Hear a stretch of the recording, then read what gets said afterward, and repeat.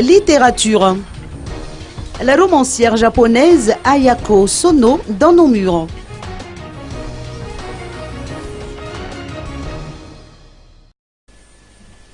La célèbre littéraire japonaise Ayako Sono, auteure du récit intitulé « Un grain de blé », une des œuvres contenues dans le roman Tokino Tomata Akanbu, ou Le bébé du temps arrêté, est actuellement dans nos murs.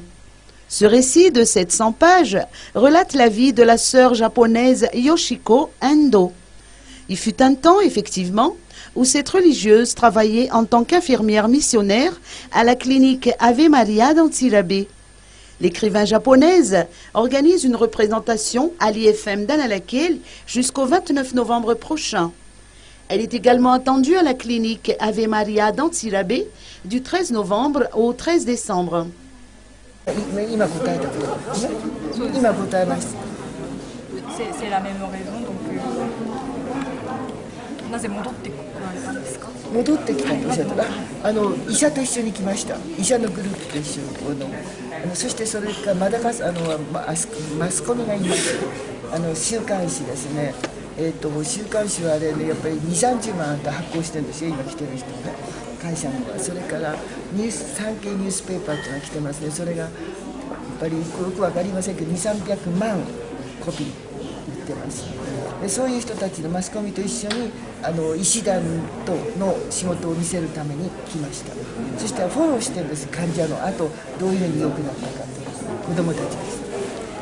Je suis venue avec une équipe médicale japonaise qui va procéder les chirurgies à Antirabe et j'ai ramené aussi quelques journalistes en provenance de grandes sociétés japonaises qui publient 2 millions, 3 millions des journaux et des magazines.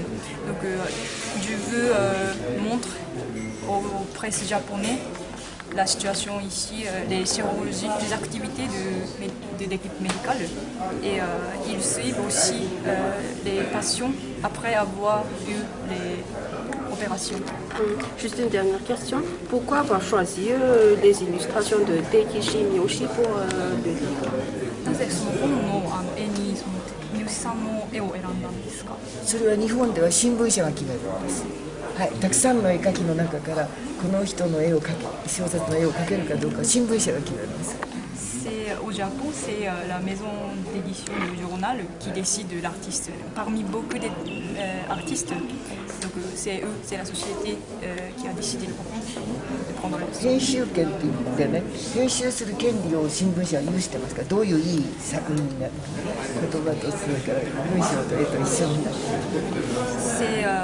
C'est la société, donc la maison d'édition journal qui a le droit d'édition. Donc il a le droit de choisir qui est bien correspondant au texte avec le dessin.